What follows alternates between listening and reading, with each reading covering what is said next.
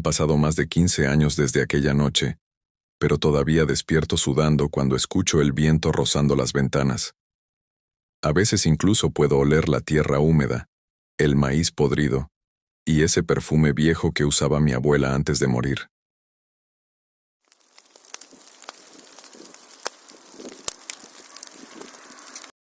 Me llamo Esteban, y si estás escuchando esto, probablemente sea porque ya no estoy vivo, o porque finalmente encontré el valor para contar lo que ocurrió en San Gerardo.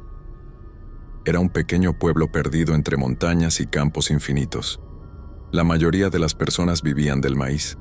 Mi familia tenía uno de los sembradíos más grandes de la zona. De niño, corría entre las plantas altas mientras mi padre trabajaba con los peones desde el amanecer hasta que el cielo se volvía rojo. Pero todos en el pueblo conocían una regla: nunca entrar al maizal después de medianoche. Decían que algo caminaba entre las hileras cuando no había luna, algo que imitaba voces, algo que podía llamar a las personas usando la voz de alguien amado. Yo me reía de esas historias, hasta que desapareció mi hermano. Tomás tenía apenas 12 años. Era inquieto, curioso, siempre buscando problemas. Aquella noche de agosto llovía fuerte. Recuerdo perfectamente el sonido del techo de lata y a mi madre rezando junto a la cocina. Entonces escuchamos golpes en la puerta. Mi padre abrió pensando que era algún vecino, pero no había nadie afuera, solo oscuridad y una voz. «Mamá». Era Tomás. La voz venía desde el maizal. Mi madre se levantó desesperada, pero mi padre la sujetó del brazo con fuerza. Nunca olvidaré su cara. Estaba pálido. «No salgas», susurró. «Esa cosa no es Tomás». Mi madre comenzó a llorar diciendo que estaba loco. La voz volvió a escucharse. Más cerca. «Mamá, tengo frío». Yo también quería correr afuera. Era la voz exacta de mi hermano, idéntica. Pero mi padre agarró la escopeta y cerró todas las ventanas mientras repetía una oración que jamás le había escuchado antes. Los golpes comenzaron alrededor de la casa, lentos, arrastrándose, como si alguien caminara descalzo sobre barro. Y entonces escuchamos a Tomás gritar, un grito real, desgarrador. Venía desde muy lejos, perdido entre el maíz. Mi madre salió corriendo antes de que alguien pudiera detenerla. Mi padre fue detrás de ella. Yo me quedé solo dentro de la casa y durante unos segundos todo quedó en silencio, hasta que escuché algo respirando detrás de mí. Lentamente volteé hacia la ventana de la cocina. Todavía recuerdo aquella cara.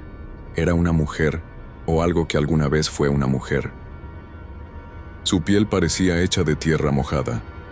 Tenía mechones de cabello pegados al rostro y unos ojos completamente blancos. Sonreía mostrando dientes negros, podridos, demasiado largos para una boca humana. Pero lo peor era que sostenía la mano de Tomás. Solo la mano. El resto del cuerpo no estaba. Caí al suelo gritando mientras aquella cosa golpeaba el vidrio con desesperación. Escuchaba uñas raspando la ventana, sonidos húmedos, como animales comiendo carne. Después todo quedó oscuro. Cuando desperté estaba en mi cama. Mi madre nunca regresó. Mi padre tampoco habló jamás de esa noche. Y Tomás nunca fue encontrado. Durante años pensé que había sido una pesadilla.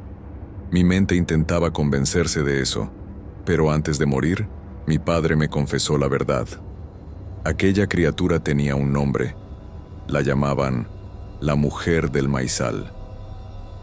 Y según las viejas leyendas del pueblo, cada cierto tiempo regresaba para llevarse a alguien, pero esta vez había vuelto por mí.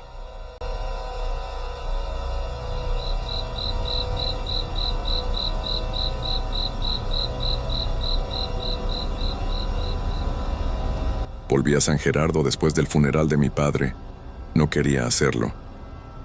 Durante años me mantuve lejos del pueblo. Cambié de ciudad, de trabajo. Incluso intenté olvidar mi infancia.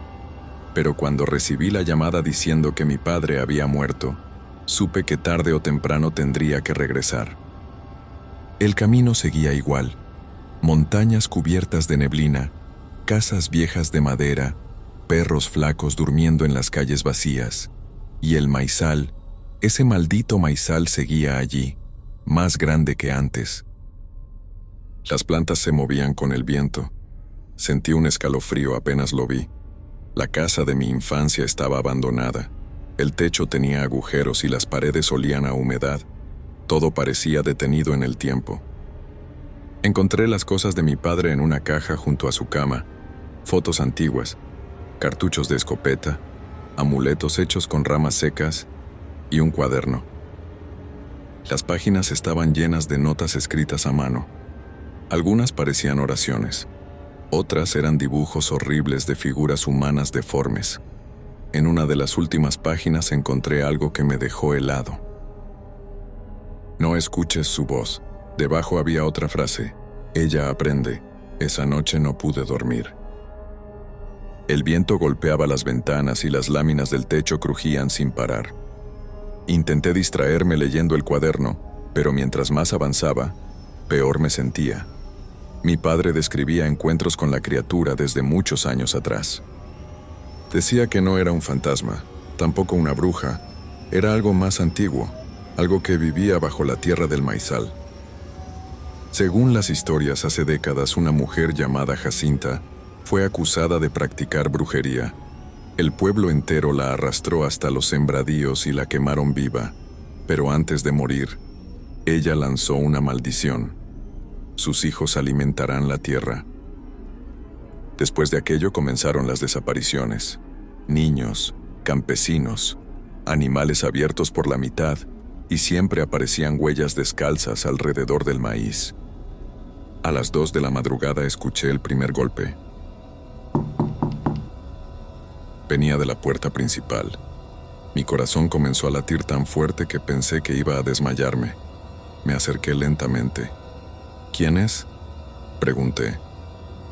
Silencio. Luego escuché la voz de mi padre. Esteban, abre. Retrocedí de inmediato. Mi padre estaba muerto. La voz volvió a sonar, exactamente igual. Hijo, déjame entrar. Sentí las piernas temblando. El picaporte comenzó a moverse lentamente. Entonces recordé las palabras del cuaderno. No escuches su voz. Apagué todas las luces y me alejé de la puerta. Los golpes comenzaron de nuevo, más fuertes, más violentos. La madera vibraba como si algo enorme intentara entrar. Y después, escuché la voz de mi madre, llorando. Por favor, hijo, ayúdame. Cerré los ojos con fuerza. No era real, no podía ser real. Pero aquella cosa conocía cada voz, cada detalle, cada recuerdo. Entonces escuché algo peor. La voz de Tomás, igual que la última vez.